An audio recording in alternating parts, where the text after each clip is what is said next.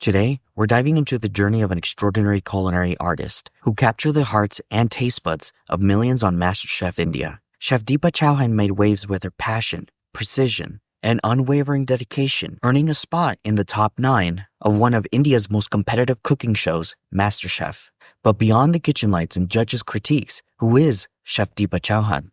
Today, we peeled back the layers to discover her story, her triumphs, her challenges, and the impact she's making in Indian cuisine, both home and abroad. From the vibrant spices of her dishes to the deeper values that drive her work. Join us for an intimate and unfiltered conversation that promises to inspire and ignite your passion for cooking. This is Chef Ismael's Kitchen Quest. All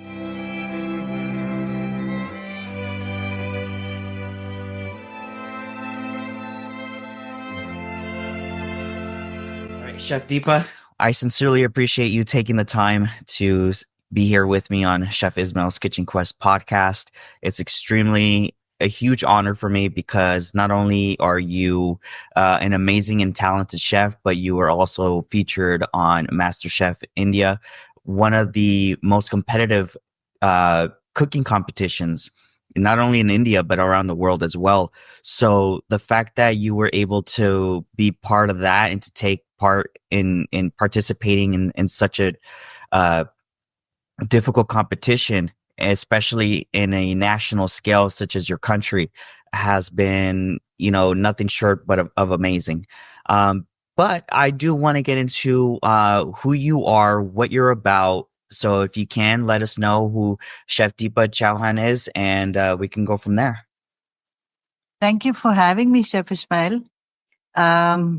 It's been an honor in many ways to be on MasterChef, and it was completely unexpected. So I just kept rolling at every level, and there are a lot of auditions before one signs on.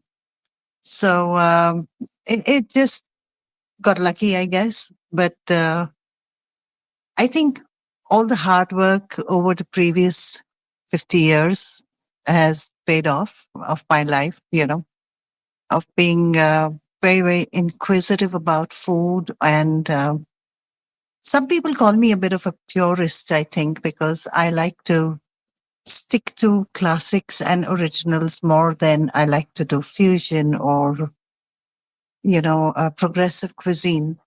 But I feel that there is so much unexplored about my community's cuisine that I need to have people get a taste of what the original is before they learn to appreciate the fusion. No, absolutely. So in your upbringing, what inspired you or what sparked that passion for cooking? Oh, in a lot of ways, that was personal interest.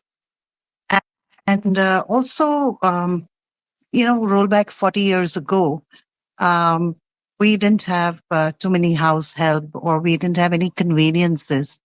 There was no delivery services or restaurants that would deliver home fresh food.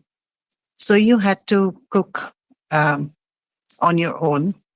And that necessity of having to, put food on the table morning, noon, and night. As a youngster, it was out of interest. And as an adult, when I got married and I had children, it became out of a need for giving my family good, clean food, because by the late 90s, when I had my first child, the food community or like the food culture had started becoming an industry in India. So far, it was just some multinational packaged goods, which we did have because we were colonized, right? So there were packaged goods available, but a lot of, societal restrictions and kosher, non-kosher among the Hindus,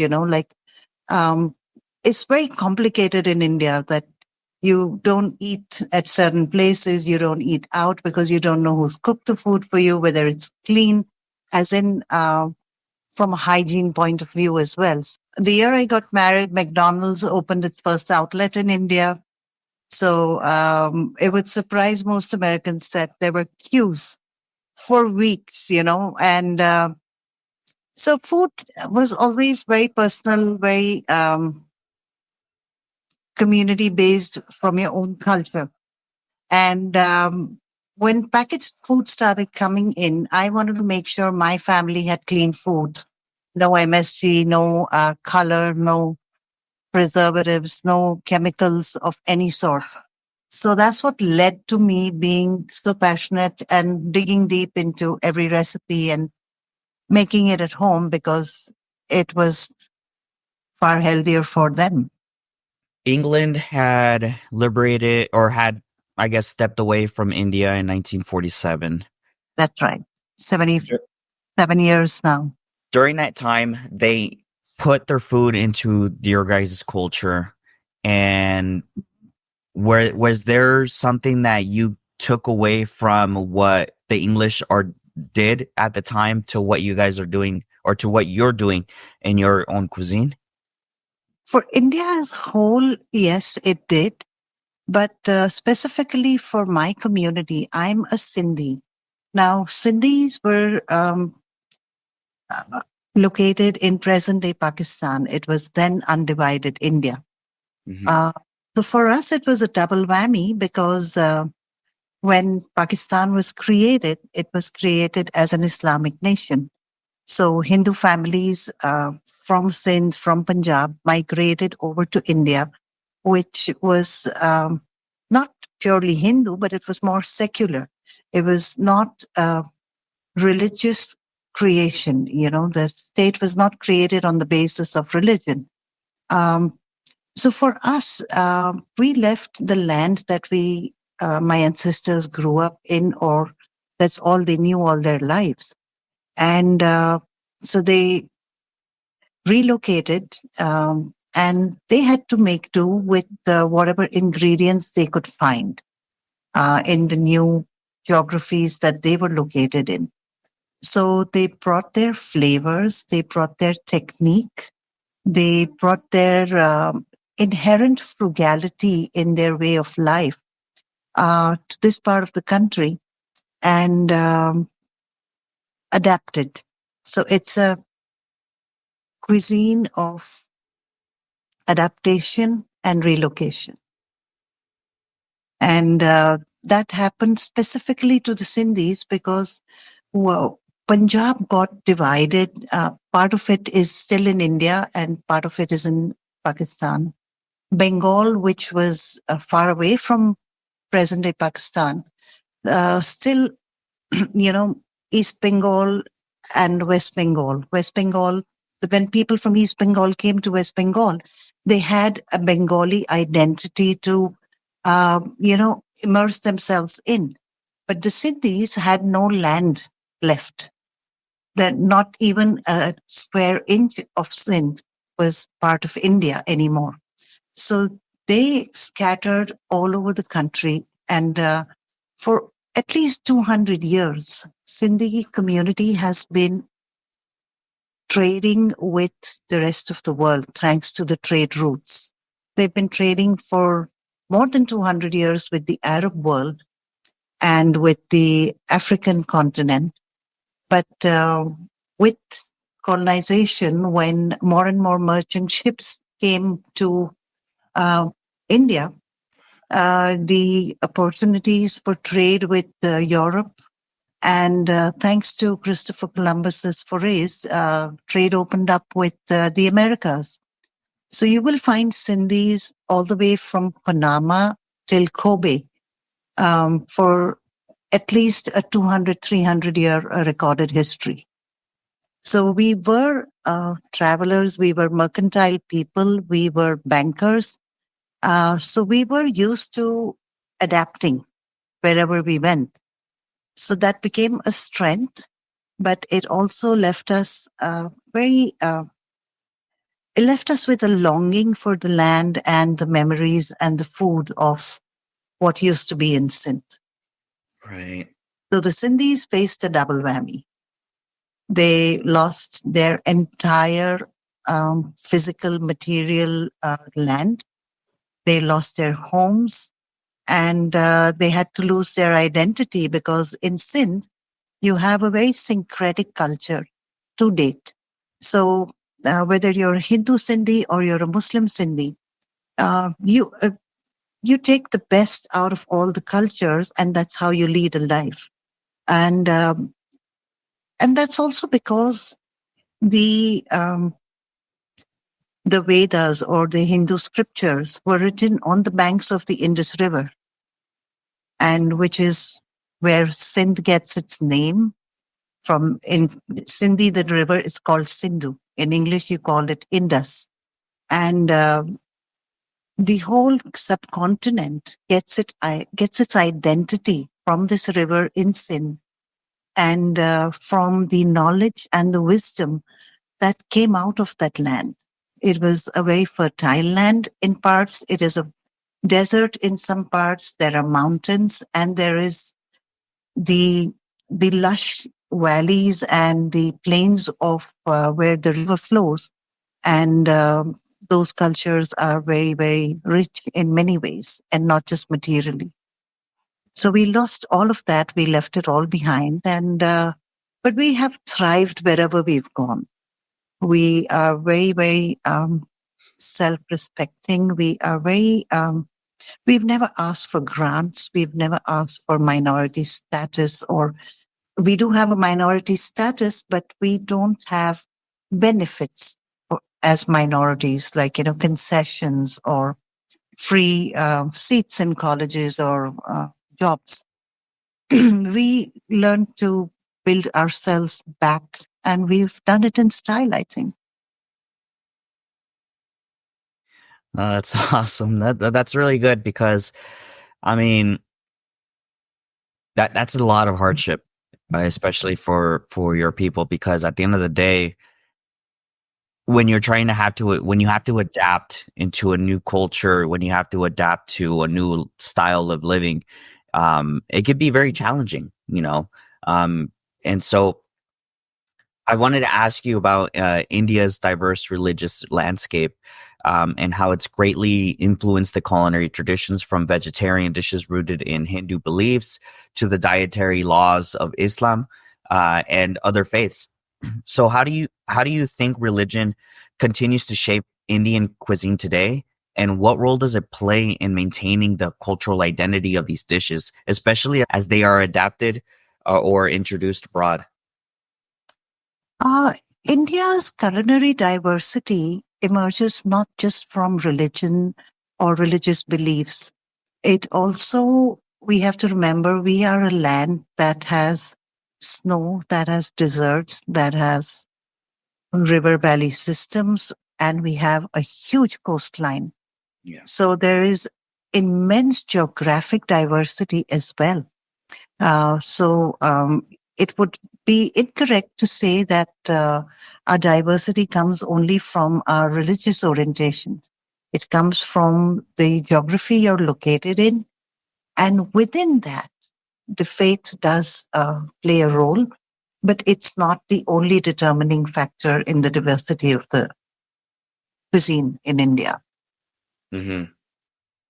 And I feel we have a common saying here that, our food changes every 50 kilometers. Our language changes, our water changes. So, there's a calculation of 20, 30, 50 kilometers. At every few kilometers, you'll find a change in the diet, you'll find a change in the language, and you'll find a change in the culture. So it's culturally a very diverse and rich culture, but unfortunately, the rest of the world knows us for just a few iconic dishes. And I see that changing gradually.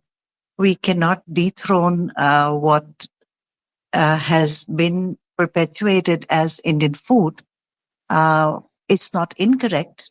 They did us a great favor by making those iconic dishes so popular and so available across UK, across the Americas, and in a lot of parts of the world. But India has way more to offer, and I personally feel that you can eat breakfast, lunch, and dinner for your entire life and not repeat a dish. It is so vast, the culinary heritage. Yeah, no, the first time I was introduced into Indian cuisine was Gordon Ramsay, actually, when he did his little show where he went from place to place, and learning different types of cuisines due to the geographic areas. That's right. When when I saw that, I was like, wow, that's for me, I thought that was absolutely amazing, just because the sheer fact that India is such a large country and it has different, like you mentioned, it has, it has rivers, it has, forest, it has the cities.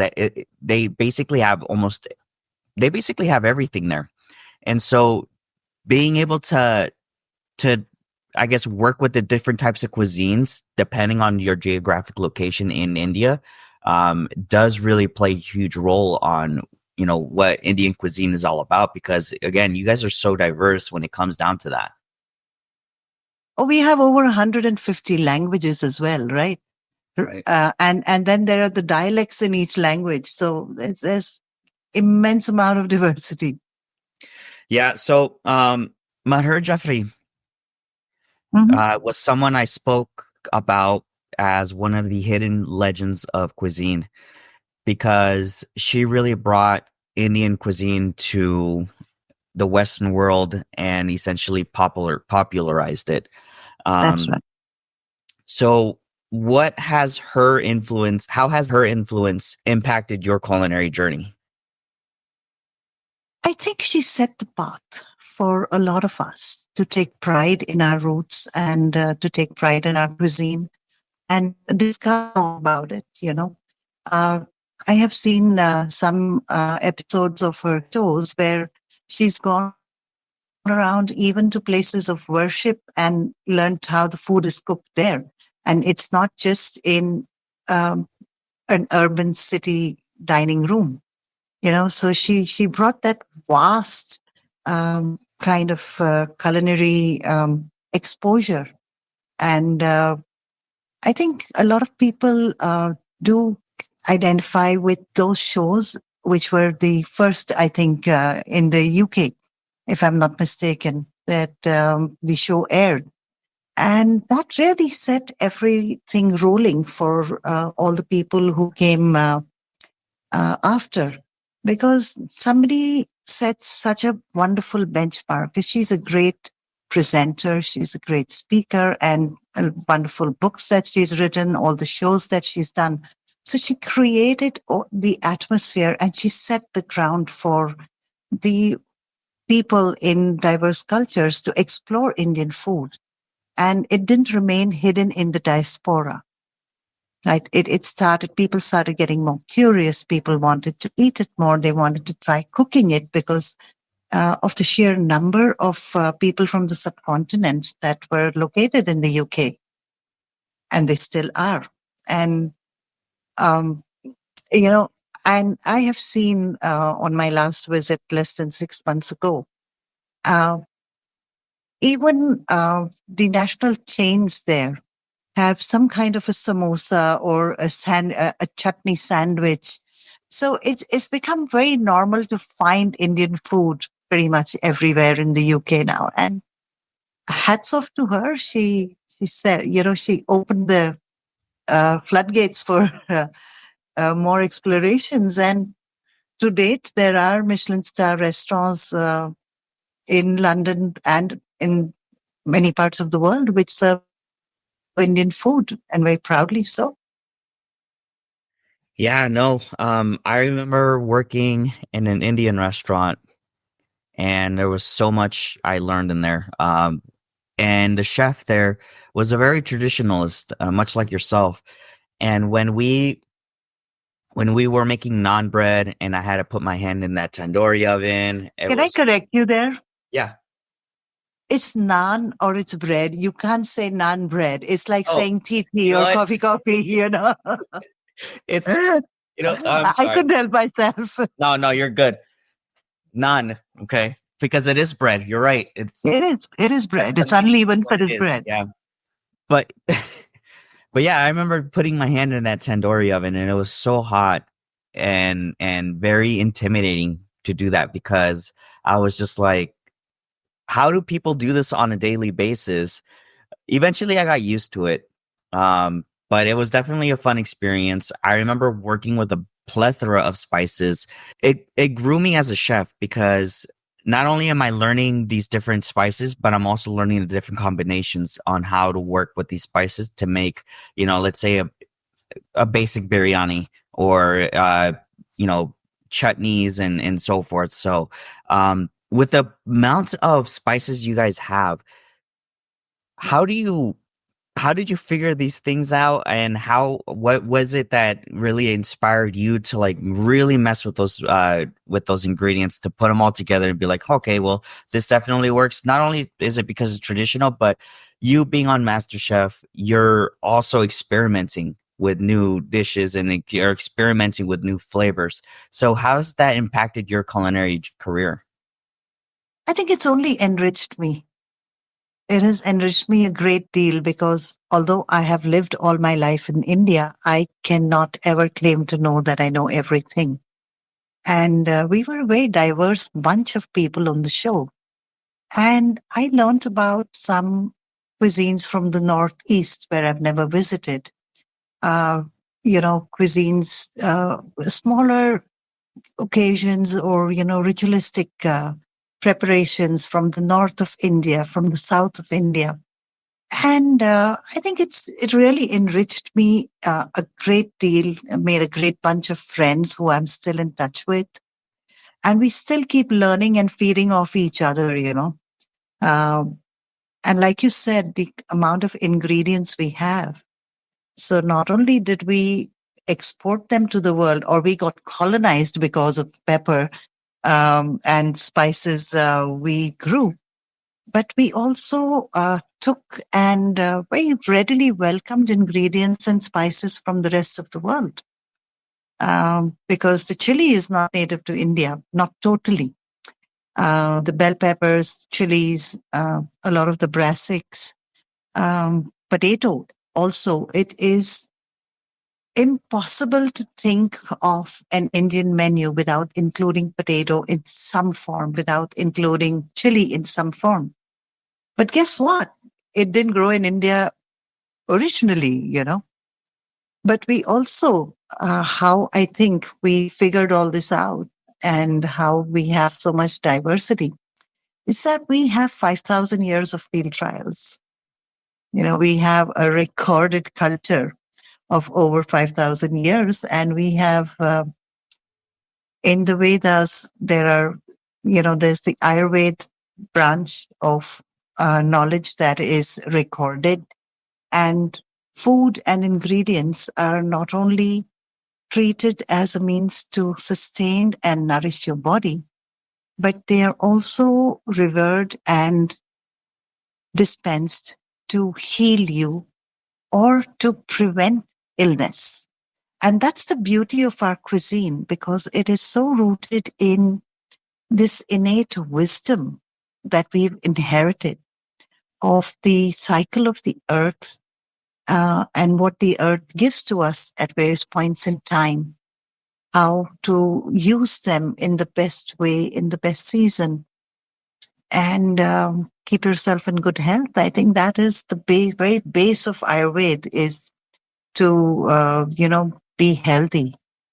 And it's not a curative approach. It's a long-term lifestyle approach, which people call nowadays, gut reset and things like that. But the systems have incorporated these for thousands of years. And that is now our playground in so many ways to explore and to enrich it and to learn from it. That's awesome. So, um, I know a lot of Indian cuisine was, in terms of like the spices and the herbs, they were used mostly for medicinal usage, um, and so I thought that was pretty cool because even now we still practice those medicinal usages through our food. to reduce inflammation, to help with tummy aches and, some headaches or whatever it is, right? But I thought that was pretty interesting, especially when I was learning the basics of what Indian cuisine is all about. So I want to Yeah, get in. it is rooted in holistic wellness. It's a very new age term for the last couple of decades, maybe, but we've been living it all our lives. And sometimes we say, "Oh, is that what it is?" But it comes so naturally to us, to certain flavor combinations or certain spice combinations, depending on the season, depending on your hero ingredients. There's Right. no evidence backed documentation, but there is the innate wisdom and listening to the cycles of the seasons and the earth. Yeah. So I want to get into your MasterChef experience. What was it like? Like just being part of this? Or actually, let's go before that. How did you decide that you wanted to compete in the show? I actually never gunned for it. I live in a city where the auditions are not held, but there is a lot of culinary practices because Bangalore is a bit of a melting pot for especially since the last 30 years since the tech boom. So people of all cultures and all nationalities, of all religions live here. So we have a very vibrant food scene and we have a lot of floating population. So even test marketing is done in this city and Goa first, because if it's accepted here, it'll be accepted in many parts of the country. So we don't, but having said that, we're not a big city like a Mumbai or a Delhi or a Kolkata to have our own specific audition, like, with the judges coming in. And it's a big effort when when you shoot a show. You have at least 100 people involved, even in an audition. So Bangalore did not have mega auditions. They have something called the preliminary or the silent auditions. And these are usually word of mouth. People reach out to um, people of who they think could be a good fit for the show, or they're doing good work and they might, be good. It might give them a boost to be on the show. So I got a call one day and they said, like, MasterChef is coming to Bangalore and would you like to audition? We'd like to invite you. And frankly, I thought it was a prank because, you know, it was just when COVID was getting over. So we weren't going out. We weren't seeing hoardings or, ads and things like that in papers. So I said, I'm busy, call me later. And then the person promptly called back. And I said, okay, this seems serious now. Then they sent me all the documents and would you be interested? Can you share your social media? And I said, okay, they're asking me if I'd be interested. And a lot of my friends and my children thought I was ready for MasterChef long before I actually went on to it. And it was never on a bucket list for me. For a lot of people, it is a bucket list to be on the show. But for me, it was just happenstance. Somebody asked me to audition and I said, okay, it's Sunday and this is the food we normally make on Sunday. So I'll, jazz it up a bit and take it with me and let's see what happens. And it is, how, I don't know what you have on a Sunday. Is there some iconic dish in your culture or your family that is a staple Sunday dish? So I said, and for us, it's home food, right? So I took it with me, did like microplane some lotus stems and fried them and, crisp element, sweet element, and jazzed it up and took it with me. And before I knew it, they said, okay, come again. And then they called me to the regional auditions and then they called me to national auditions. So I actually went through it um, in a bit of a zone because I didn't know what was happening.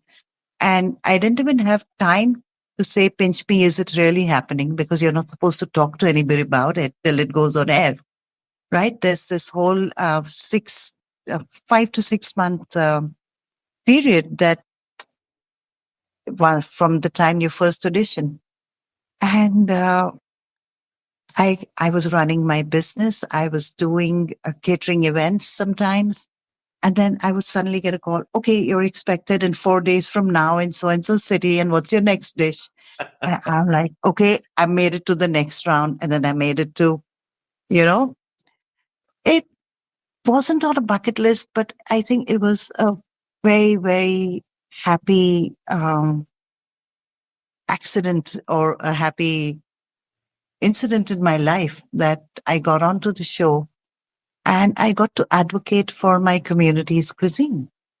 And there was one thing that I was very, very firmly set upon from the start, from the first bowl of Sindhi curry and rice that I took for them. I said, I'm coming here to represent my culture and my cuisine. While my business is in Thai and Middle Eastern food, but on the show, I would like to represent this cuisine. And it looked like it made sense to them, and it was something new because our cuisine is hidden in plain sight. You will get it in community clusters where, when the Sindhis came to India and they settled in certain pockets, they were concentrated in certain areas more than they were elsewhere. So in those localities, because of the peculiar situation of the Sindhis then, because they lost everything, they had to start afresh. They were refugees. So it started as a very modest setup, maybe a street cart or a small, a hole in the wall kind of establishment.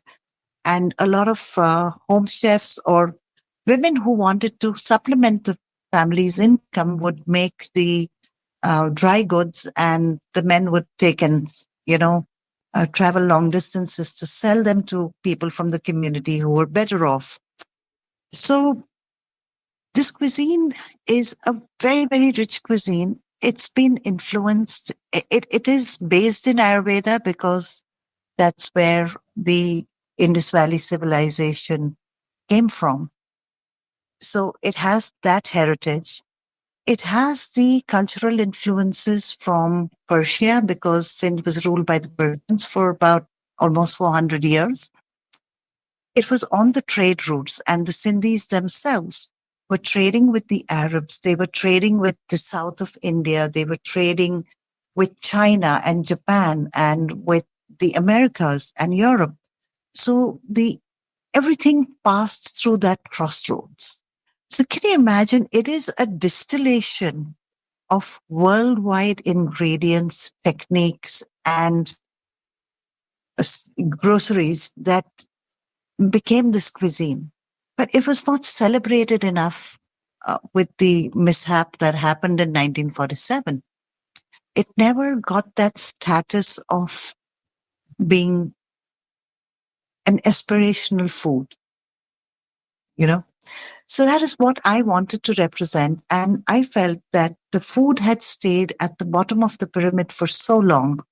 It's time we take it to the top.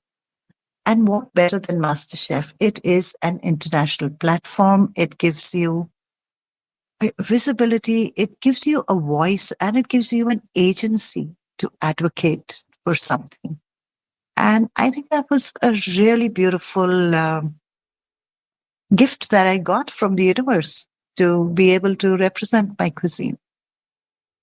And and then on the show, of course, I not only represented my community. The challenges are diverse. You're cooking Italian one day, you're making a bento box another day, you're doing a fusion of a regional cuisine with an international cuisine. So I was lucky that I could pull off a lot of challenges, and I went halfway in the show and I surprised myself. Honestly, I really, really surprised myself that I got an apron with my name and I went halfway up the show. Sometimes I really feel it's still Did it really happen? Was it a dream, or is this a reality? Yeah. You have no idea how many times I've applied for Hell's Kitchen. Um, and That that's is a different ball game. yeah, so I've applied for that show so many times, and it's hard at time. It's hard because you don't know if you're gonna make it to the next round. If you don't That's make it right. to the next round, you don't hear back. It's just Yeah, that's it. When it comes down to things like that, I mean, it's such a huge honor, especially when you're representing your cuisine and you're trying to make it, trying to give it the respect it deserves, right? Because at the end it of the does. day, this is your culture. This is what you want to represent. This is what you want to show to the world, to India, and what your cuisine is all about. And I think that's probably one of the biggest, highest honors that a chef can have, is to be able to represent their own cuisine on a certain platform, such as MasterChef, and being as big as that. Now, what were the challenges and memorable moments during the competitions that you had? I think there were many, especially the times I cooked food from my culture. And like I said, the first dish that I took in the initial audition, uh, people never thought that one could visualize it this way. I did not deviate from the recipe or the technique.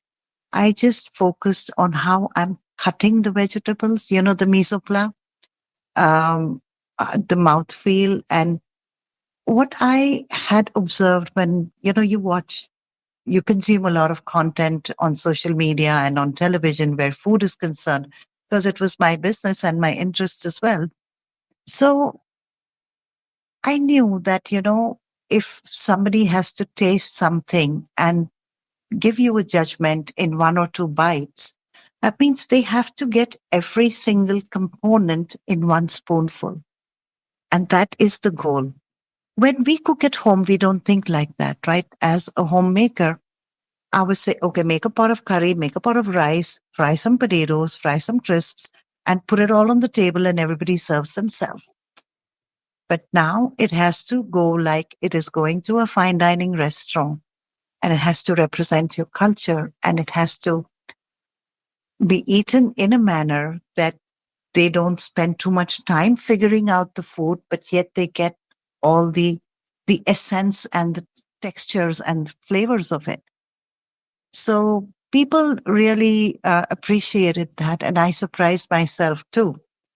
I made, you're familiar with roti, Yeah. like it's the unleavened version of naan. Hmm. And we make that with a fish. And that was the audition in which I got my actual MasterChef apron, where I got selected in the top 16. So it's actually a very humble dish. You have a chapati or a roti and you have a fish curry and you eat it together. You take a bite and you eat it.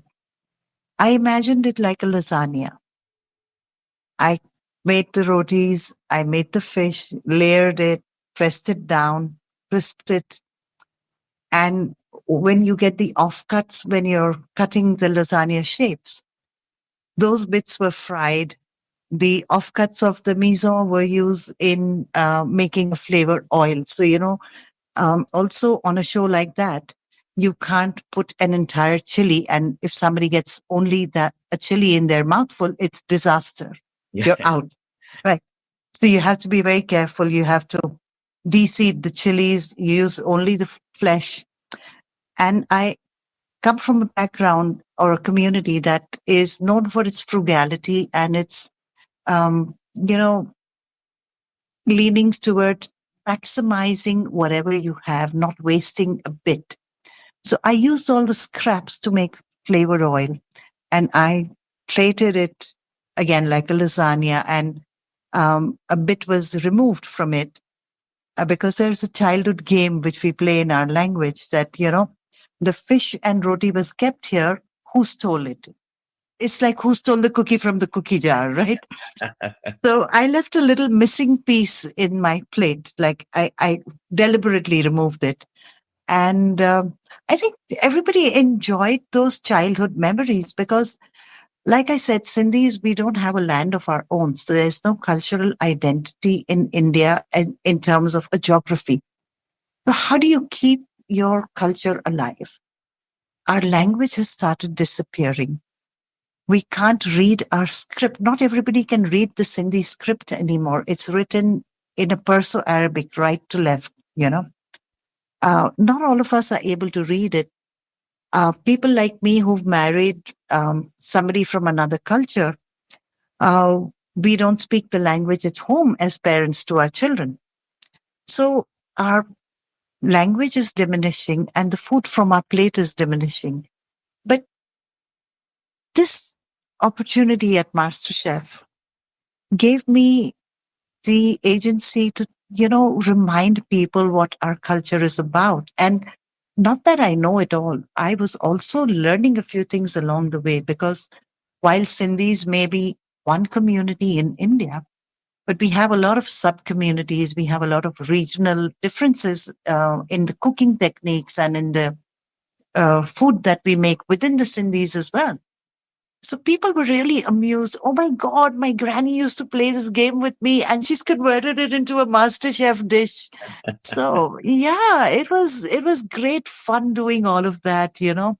It really makes you think. And then if you can reimagine your food, make it playful, make it flavorful, I was blessed. You created so many amazing dishes during your time on MasterChef. Um, what was one that stood out to you the most and that got one of the greatest or best reactions from the judges? And I want to know about the dish that you, I guess, weren't expecting to do as well, but it did. The standout would be the fish and roti because that got me my apron and it was reimagined and layered as a lasagna.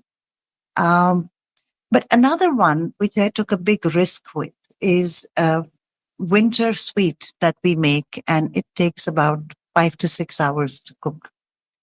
And that day we had an open pantry and we had only 90 minutes. And we didn't have all the ingredients that a micro cuisine would have. Like the MasterChef pantry is immense. There's a lot of ingredients from around the world and around the country. But there are some ingredients that are specific to my food that I can't find in the wrong season. But I said, I must take the risk of making this dish because, like I said, our language and food is disappearing. And this is one of those tedious, hard to make, not very often seen in people's homes dishes that I said, let me talk about it. I know I'm going to fail. Okay. I knew before I switched on the burners that this dish is a fail, but I still stuck my neck out because I wanted to talk about the tradition. And the story of this dish is that when the migration happened, partition happened and we migrated, we were not financially sound. And this dish is a very special winter treat. Takes long to make, um, takes equal parts milk and ghee. And ghee is really expensive, especially for a family which would have no money when they came and they're still eking out a living. They're doing odd jobs. They're doing things below their earlier station, but they have to survive. And these winter treats were really cherished because women worked really hard to make them. They included ghee, they included milk, they included dates. The heart of the coriander is usually used in savory dishes, right? But we use the coriander heart to make a sweet. And that is a completely out of the box flavor profile. And that is the life of this dish. It uses a lot of almonds. It uses, really exotic stuff. It uses spices. It uses black cardamom, green cardamom. And it's a very fudgy, it's like a loose fudge kind of a dish, it doesn't have a structure. But I said, if I do not even attempt this, what kind of a Sindhi am I? If I'm standing up and saying, I want to represent my culture, what am I doing for it? My ancestors left everything behind and risked everything, moved here and started afresh. The least I can do is talk about things we are forgetting now. And I tried to make a 6-hour dish in 90 minutes. I knew it was a fail. I knew I would probably get a black apron that week. But that was such a blessing in disguise. They surprised me. That dish normally, now there's another sub story to it is A, it is expensive and hard to make. B, because everybody was facing hard times. So the mothers and the parents tended to give the best of what they could afford and send it to their daughters.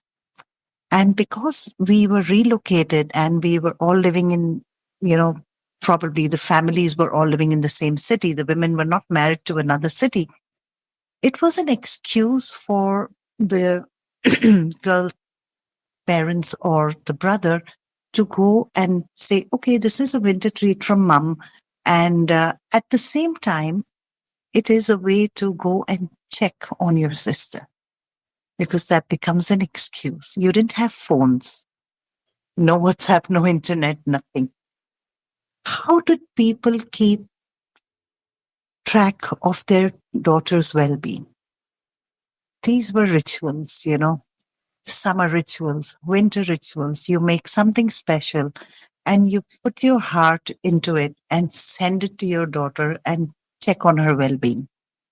And they got my daughter on the set that day. They said, okay, you're telling us this story that the khoya is supposed to, the first portion goes to the daughter of the house. And suddenly the door opened and in walks my daughter. And I said, oh my God. I was happy because, what's meant for a daughter was going to be tasted by my daughter before the judges tasted it. But I was also embarrassed because I've cooked better.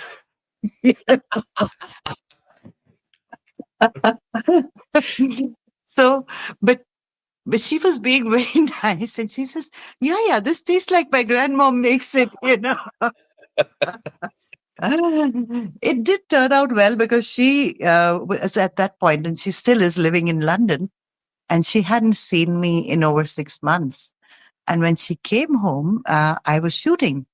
So she was home for Christmas and New Year and I was in a different city. So that was a really, really lovely memory that I think that stood out for a lot of people also. Because everybody who saw it on TV, people who saw it on social media, they said, oh my God, my grandmother used to make it. Oh my God, my mom used to send it to my, aunt and stuff like that. So it opened up a lot of memories and a lot of happy instances for people. And, food is like that. It brings people together and it makes good memories.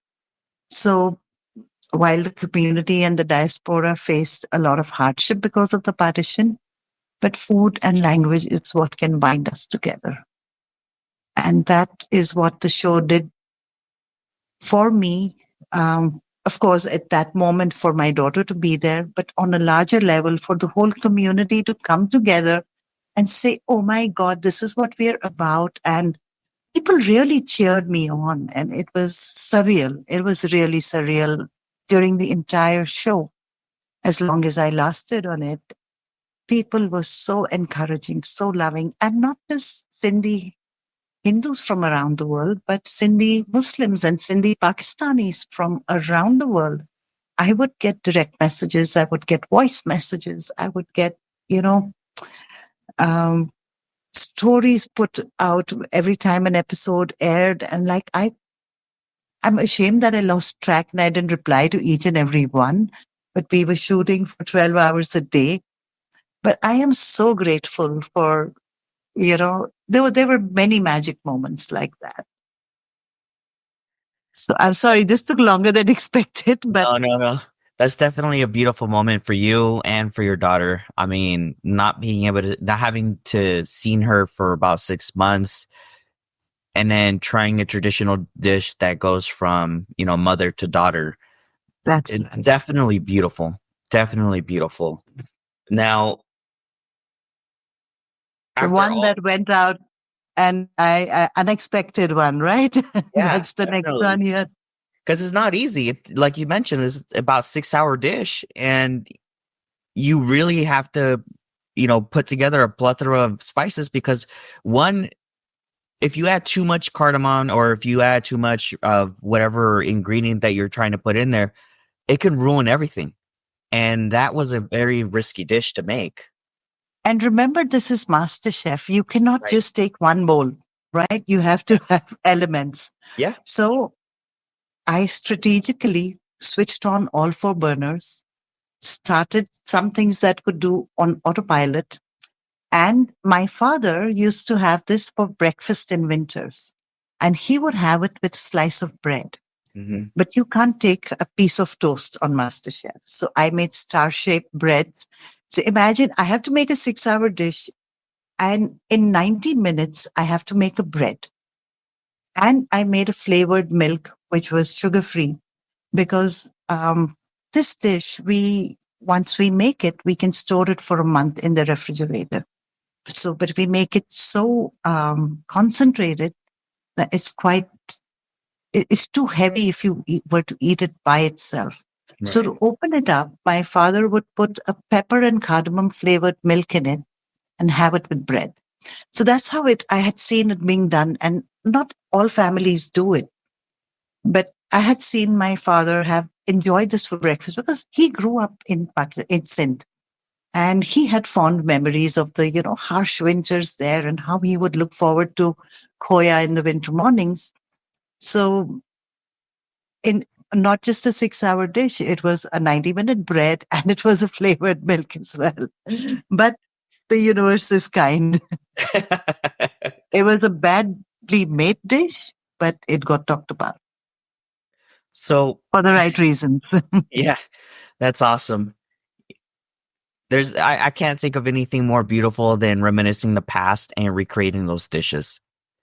And as you mentioned earlier too, and I firmly believe this as well, that food brings people together.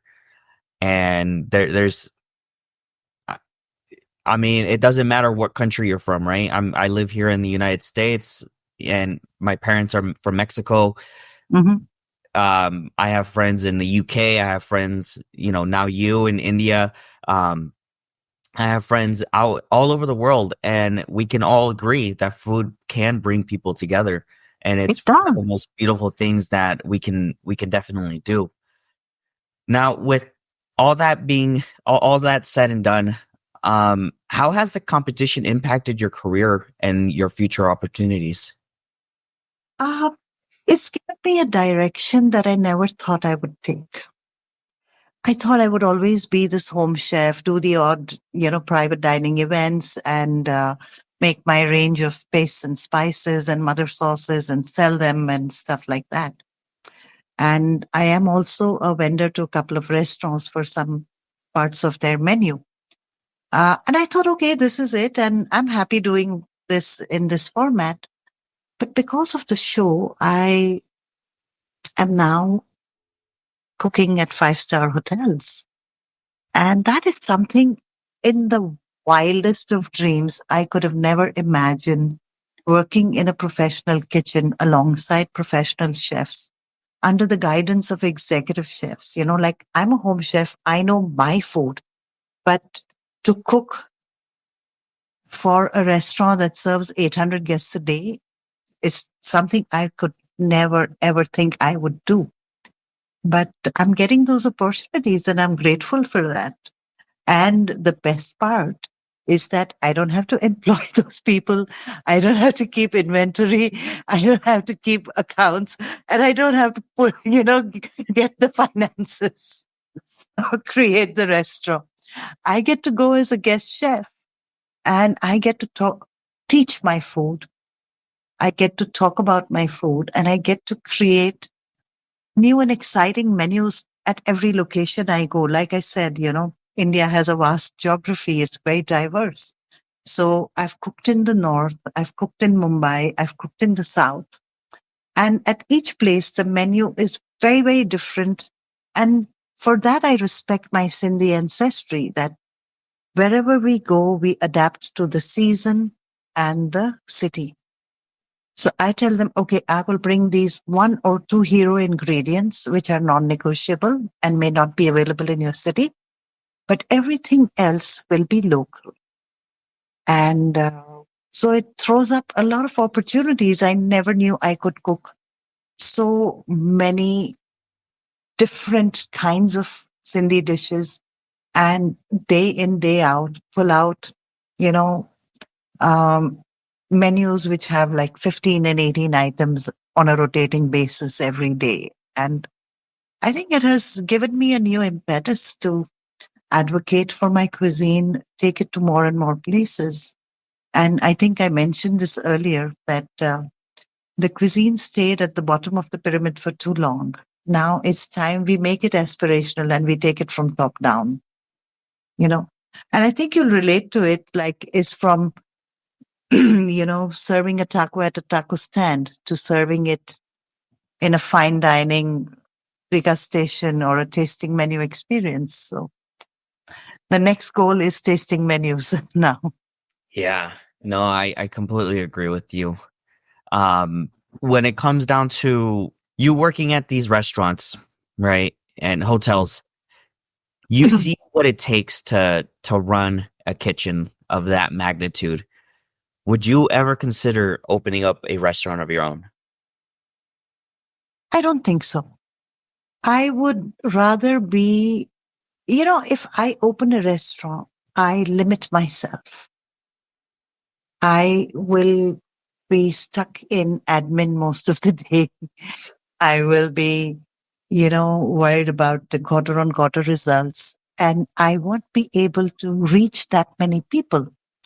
But as a consultant chef or a guest chef, I can be in different cities at different points in time and teach more people.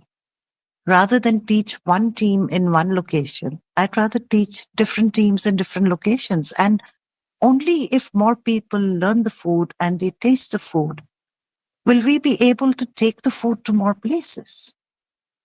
If I open one restaurant, I'll be limiting myself. Right now, I think this has given me an opportunity to make the world my oyster. Wow. During that time while you're working at these or consulting and being part of these massive projects, what were the notable collaborations and recognition post MasterChef? So soon, actually, right after the show ended, something very magical happened. Do you? Oh, well, you worked in an Indian restaurant. You would know Amul butter. Yes. Okay. So Amul is an iconic dairy brand in India. Mm-hmm. And because we are such a large nation, we have regional social media handles for that brand. And for the first time in history, Amul made a handle for a state that does not exist in India. They made an Amul Sindhi handle, and the Amul logo incorporated a symbol of Sindhi culture, which is the Sindhi cap. That, I think, they were the sponsors of the show, and they took note that they had missed out on representing Sindhi cuisine in the rest of their media. And again, I thought somebody's pranking me, I started getting WhatsApp forwards from all the aunties and uncles. Like, oh, Amul has done Sindhi Koki. Amul has done this. Amul has done that. And I'm like, wait a minute. Why would Amul do that? You know? And it is a Perso-Arabic script. So I thought, okay, maybe they're doing some activation for Dubai or the Middle East or some region like that.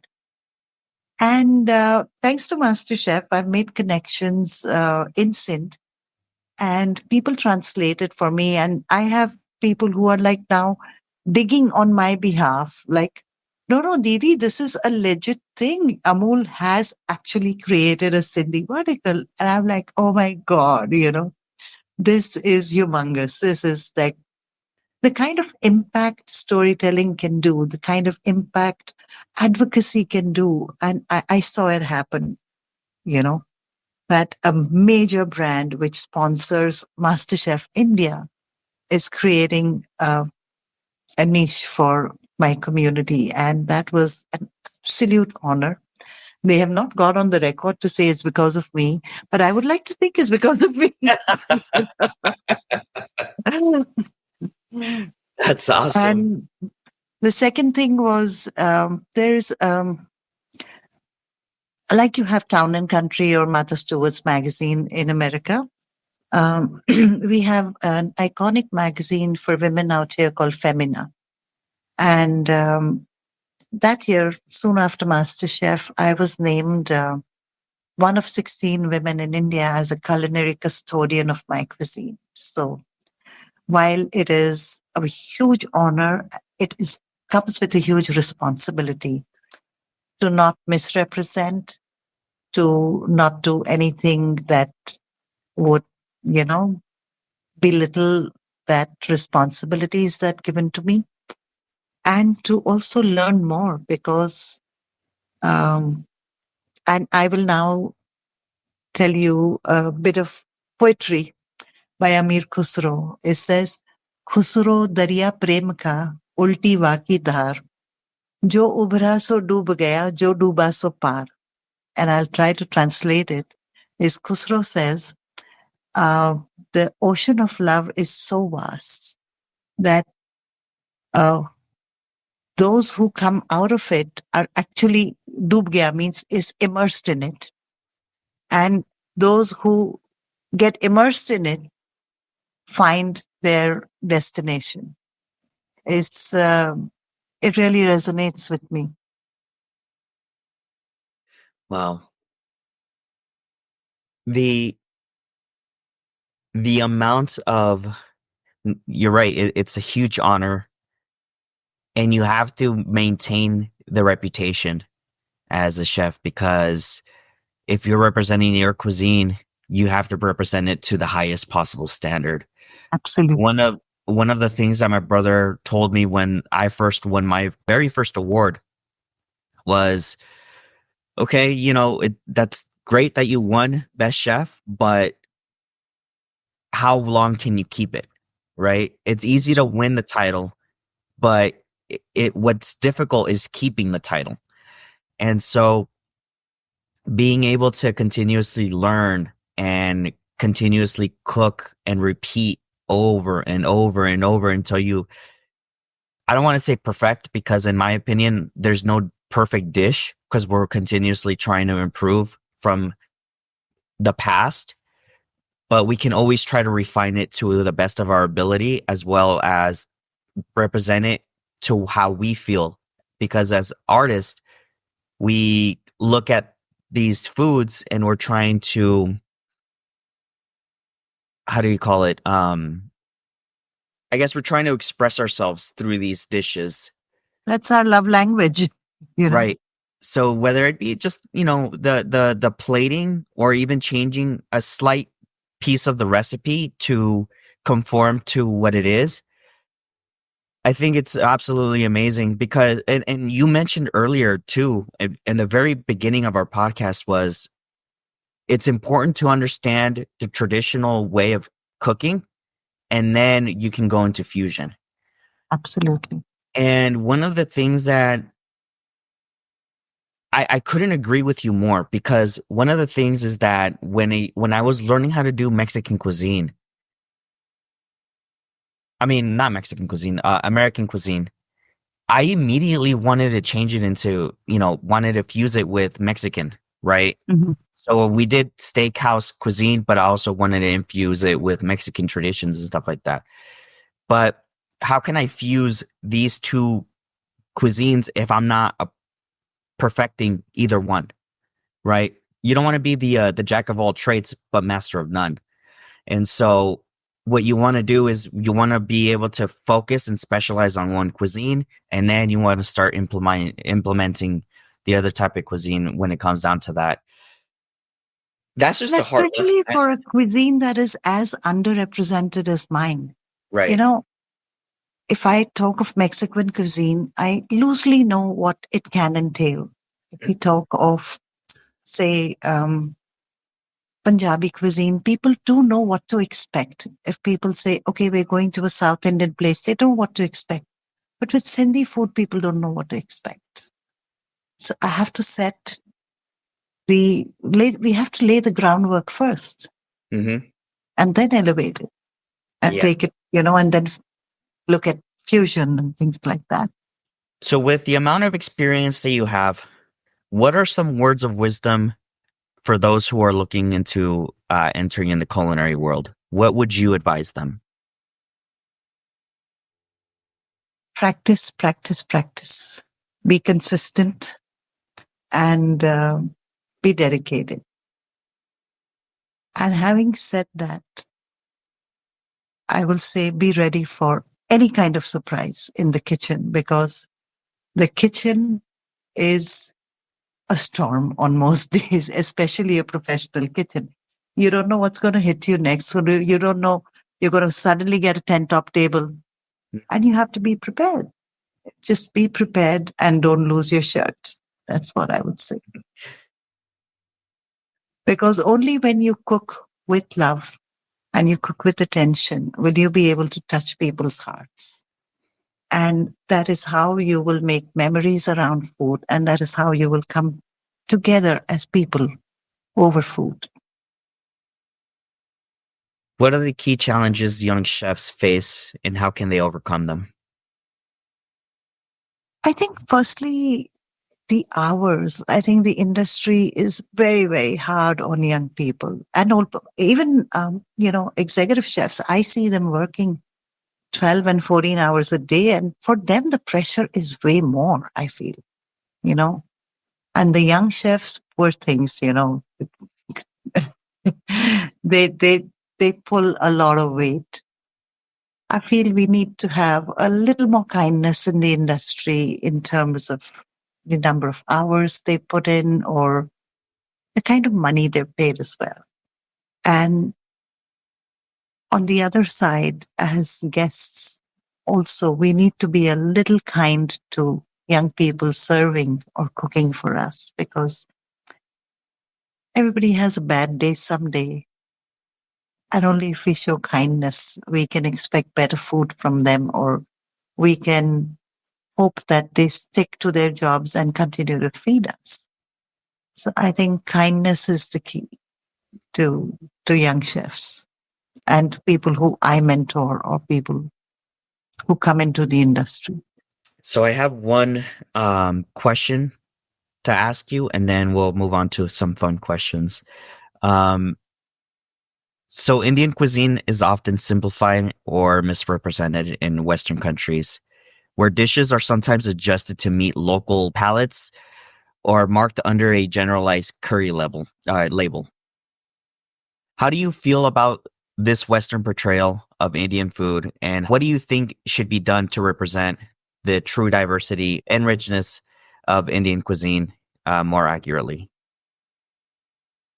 I think while there is a lot of debate on why Indian food is all clubbed as curry and why are we changing it to somebody's palate, um, I think when in Rome, do as Romans do. If I go to a country where people have not eaten spice since they were young, I cannot suddenly expect them to eat spicy food, enjoy it, and come back for it and pay for it. Right? So And people get very riled about authenticity. Oh, this is not authentic. This is the way my mom makes it, or this is the way it's made back home.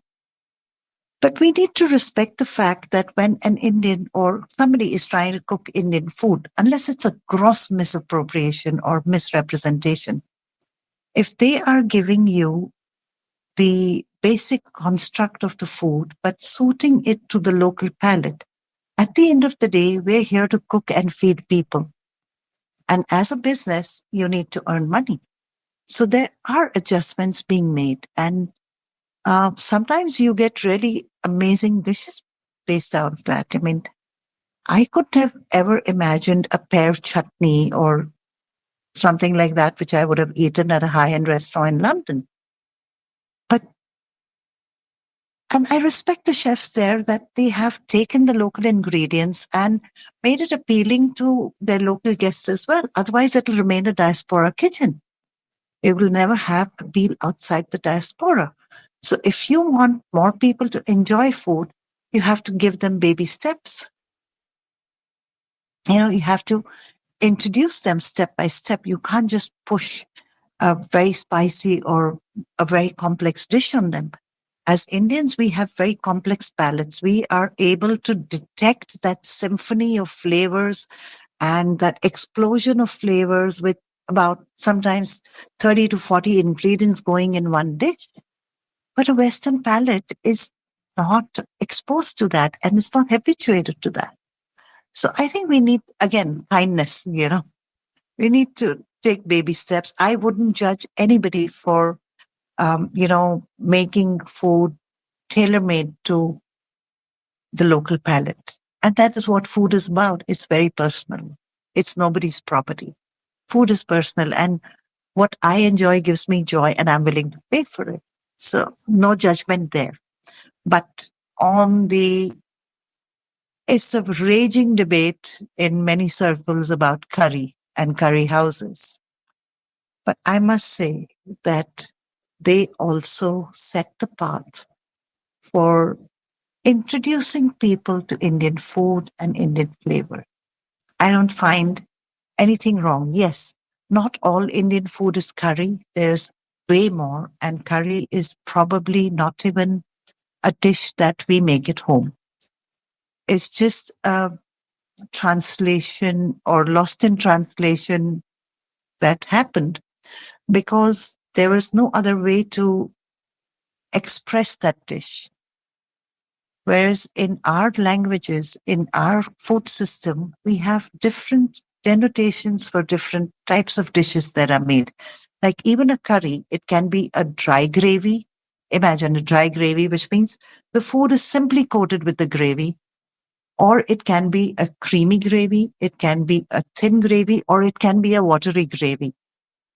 And from the Western lens, all four will be called a curry, but they're not curry. They're four distinct different dishes. So the curry houses did set the path. They did open people to experimenting with food. And we cannot dethrone butter chicken and we cannot dethrone butter garlic naan. They, they may not be authentic Indian dishes, but they introduced our food to the rest of the world. And now the world, I think, is ready to experience and explore more. Because there are a lot of South Indian and very regional cuisine restaurants coming up around the world. And it's not just the naan curry, kind of menu or a biryani menu. People are also, thanks to social media, people are getting to learn and know a lot more. What could be better? It's happy times for everyone. Yeah. When I was a child, I went to visit Mexico for the first time. I remember trying the dish chilaquiles, which is essentially chilies and some chips and just put it on there with some egg, breakfast food, quick. And I remember trying that for the first time and I couldn't fathom how or why it even tasted different from when I tasted it here in the US. And I think it's the amount of preservatives that we add in our food here in the US, the amount of chemicals just to make things cheaper versus the way in Mexico where they're heavily influenced by the farmers. They're heavily influenced by, keeping those regulations on food, chemicals and stuff like that down.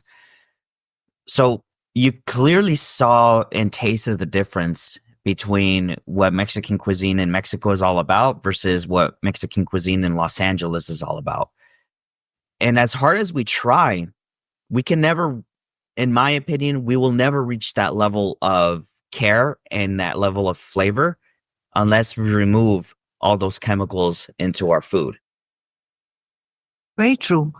And I think there's a lot to be said about provenance as well, because I buy a certain kind of rice and I send you a part of that same rice for you to cook in LA.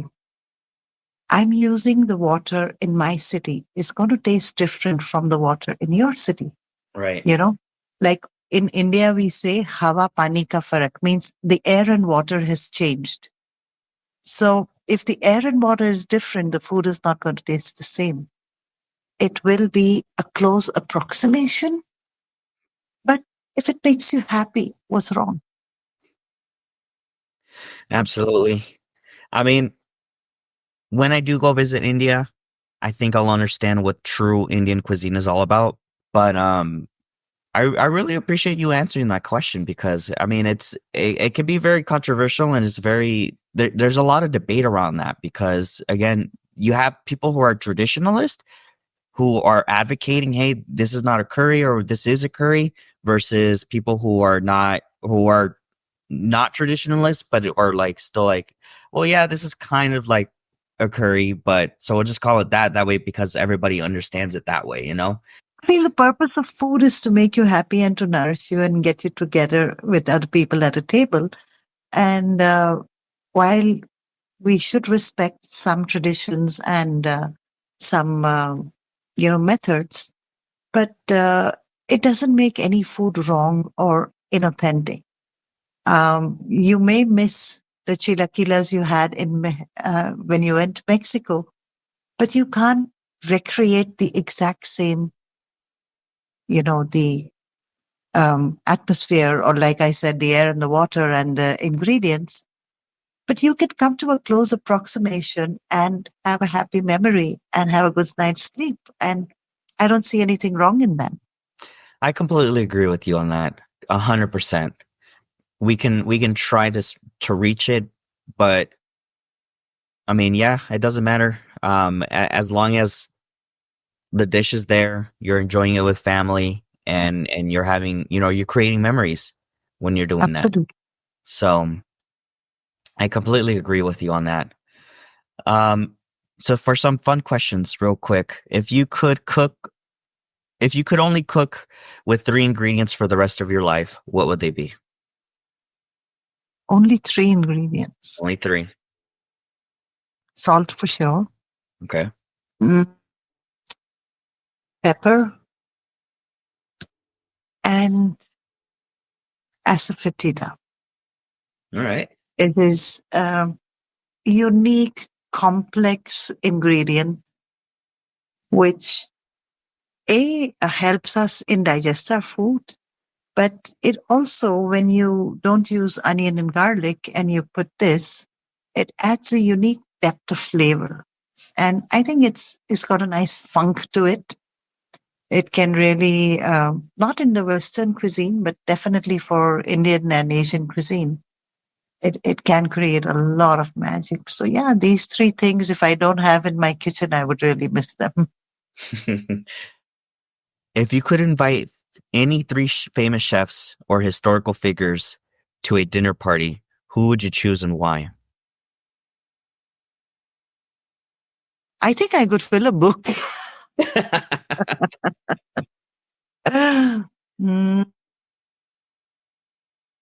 No. That's I'll create too many enemies. Okay. All right, moving on. What's the biggest kitchen mishap you've had, either on or off camera? We've all had Burnt rice. Burnt rice. I mean, it's the most basic thing you learn to do when you start cooking. But these kind of things happen. But it's not something that can't be undone. You get up and you move and you roll. So, in last question, what's the most rewarding compliment you've ever received about your cooking? That I have found a space between celebration and comfort in my cooking.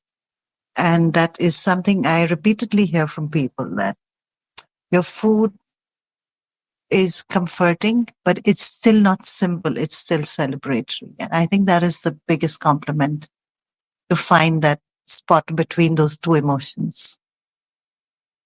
Awesome. Any last words for our viewers? Eat well, cook well, know your ingredients, don't eat chemicals. And whatever makes you happy, just eat it with gratitude. I think cook with love, eat with gratitude is the attitude I would like to have all my life. Awesome. Chef Deepa, it's been a pleasure and an absolute honor getting to sit down and speak with you. I really appreciate your insights on your show, your personal experience in cooking, as well as your personal experience post creating the show. I'm extremely happy for your success. I pray and hope that you continue to have amazing success in your career. And if you ever decide to open up a restaurant, let me know. Unlikely, but I will invite you for sure. Okay. Opening night. Thank you so much. It's been an honor.